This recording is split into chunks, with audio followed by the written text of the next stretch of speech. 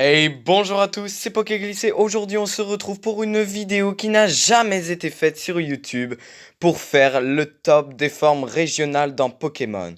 Donc, si cette vidéo vous plaît, n'hésitez pas à lâcher un gros pouce bleu, à vous abonner, à dire à vos amis de s'abonner. Et sur ce, nouvelle intro, à tout de suite.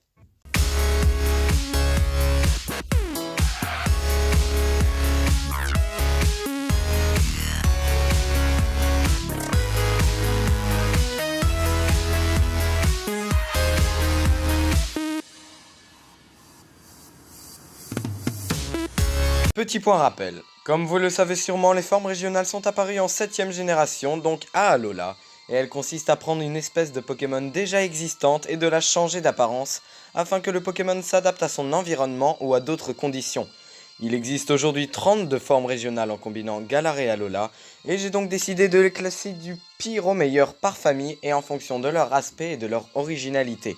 Je vous rappelle bien sûr que ce top est personnel et que si vous auriez changé de place certaines familles, n'hésitez pas à me le faire savoir en commentaire.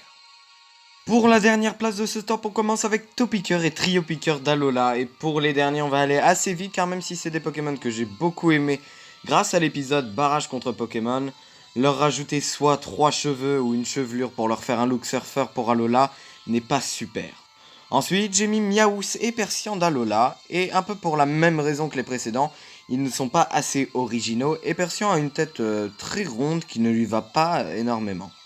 Pour continuer, encore avec une forme d'Alola, et vous allez peut-être vous dire que je n'aime vraiment pas Alola, mais on voit bien que c'était les débuts du concept quand même, et on est avec Rattata et Rattatak d'Alola, et bon, on peut dire que les Pokémon que je viens de dire sont à la même place, car pareil pour eux, manque d'originalité.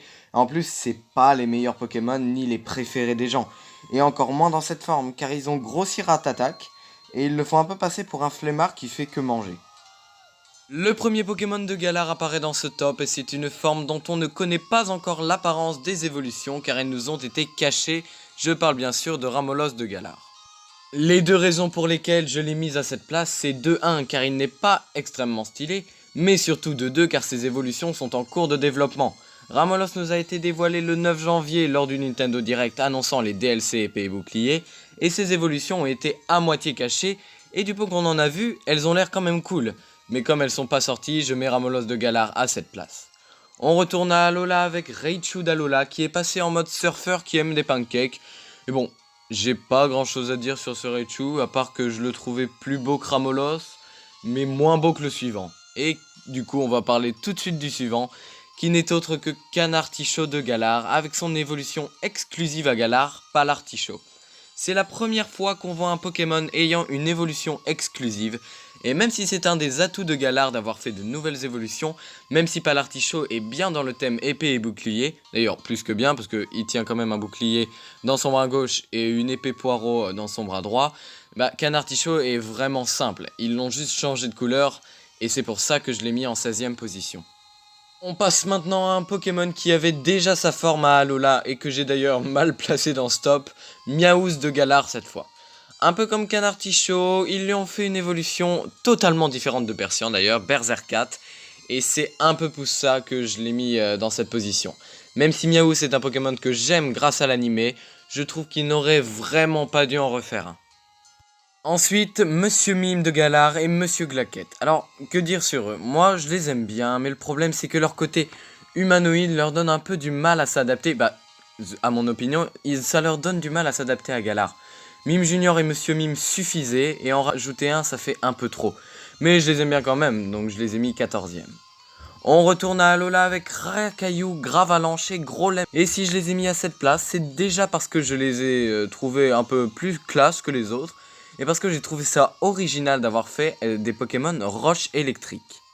En 12ème place, on a Noix de Coco d'Alola, et je me doute que vous vous posez des questions sur mon choix. Et je l'ai mis à cette place car c'est un Pokémon qui s'est bien adapté à son environnement, je trouve. Son cou est très long par rapport aux autres Noix de Coco, et ça lui donne vraiment un aspect de palmier qui est digne à Alola. Ensuite, on retourne à Galar avec une forme dont je ne m'attendais absolument pas à voir, et que j'ai énormément apprécié, Zigzaton et Linéon de Galar avec Ixon.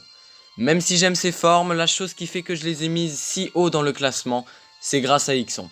Alors certes, j'adore le style punk de Zigzaton et Linéon qui sont les Pokémon de prédilection de la Team Yell, mais ils ont juste changé de couleur avec les précédents, et ça me dérange un peu pour ce top. Et on passe maintenant à un Pokémon que la plupart des gens, sauf moi du coup, ont détesté, l'Immonde de Galar.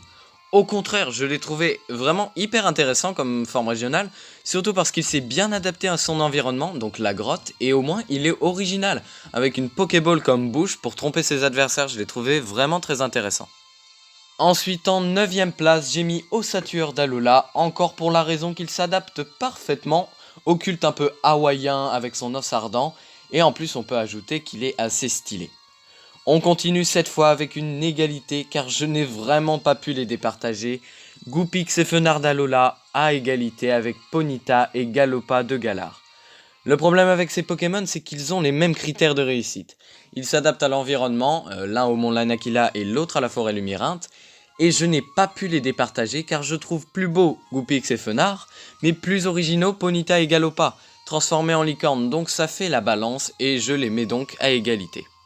Ensuite, en 6ème place, j'ai mis Tadmorve et Grotadmorve d'Alola, car pour la petite anecdote, Grotadmorve est le premier Pokémon que j'ai eu en carte, et je ne me sentais absolument pas de le lâcher comme ça. Et en plus, il faut avouer qu'il est pas si moche que ça, et qu'il s'est bien adapté au soleil d'Alola en changeant de couleur. Mais je l'ai quand même laissé à la 6ème place, aux portes du top 5, juste derrière tout à fait du Galar, et tout est écrit. Il faut savoir que je les adore et surtout tout est écrit. Au départ, je pensais vraiment que c'était une forme nulle, un peu remake du Tutankafer, mais quand je me suis rendu compte qu'il pouvait rassembler ses pièces pour faire une tombe, je l'ai adoré, lui est tout à fait, c'est pour ça que je les ai mis en 5ème place. Et on s'approche de plus en plus de la fin de ce top avec les dernières formes d'Alola, Sablette et Sablero. Leur corps s'est adapté au rude environnement montagneux et leur forme est apparue.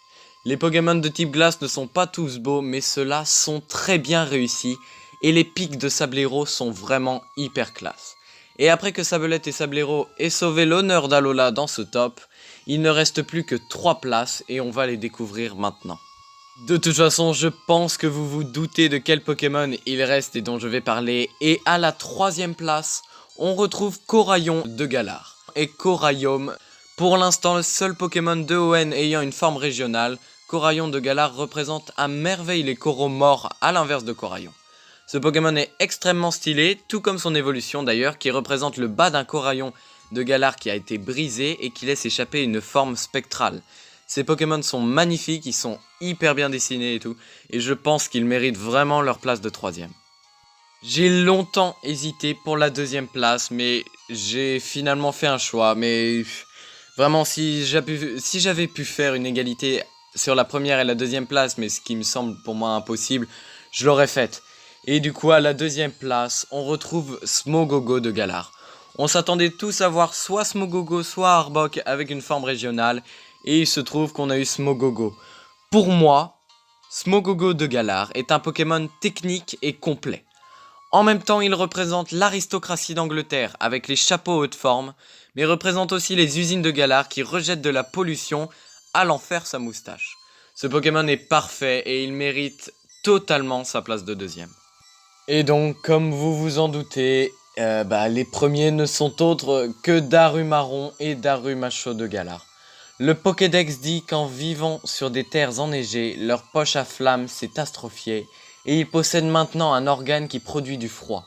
Je trouve que ces Pokémon sont incroyables dans le design, mais la chose qu'ils avaient en plus que les autres, et c'est pour ça d'ailleurs que je les ai mis en 1ère place et pas Smogogo de Galar, c'est le mode trans de Darumacho. Il se transforme en bonhomme de neige de type feu incroyable, et dès que je l'ai vu, j'ai adoré cette forme. La carotte qui est censée représenter le nez du bonhomme de neige est changée avec une flamme, et vraiment, quand on connaît Darumacho, quand on connaît son mode trans qui est en statue, jamais, déjà j'aurais pensé qu'il y aurait une forme de Galar à Darumacho, parce que à Alola, les formes régionales n'étaient tirées que des Pokémon de Kanto. À Galar, ils se sont vraiment diversifiés, ils ont pris Johto, Owen, beaucoup d'Unis d'ailleurs. Et vraiment, cette forme trans m'a fait dire de le mettre en 1ère place. Et c'est pour ça que ce classement est fini avec Darumaron, Darumacho en 1ère place. Et voilà, cette vidéo sur le top des formes régionales est enfin terminée. En espérant qu'elle vous ait plu, on attend impatiemment les sorties des DLC épée bouclier pour connaître les évolutions de Ramolos, donc Flagados et Roigada, qui ont l'air vraiment stylés et vraiment j'attends ça avec impatience. En plus, les DLC, on va pas se le cacher, ont l'air vraiment cool. Je n'hésiterai pas à refaire d'autres tops sur n'importe quel autre sujet car j'aime bien faire ça. Et donc si cette vidéo vous a plu, n'hésitez pas à lâcher un gros pouce bleu, à vous abonner, à dire à vos amis de s'abonner, c'est important.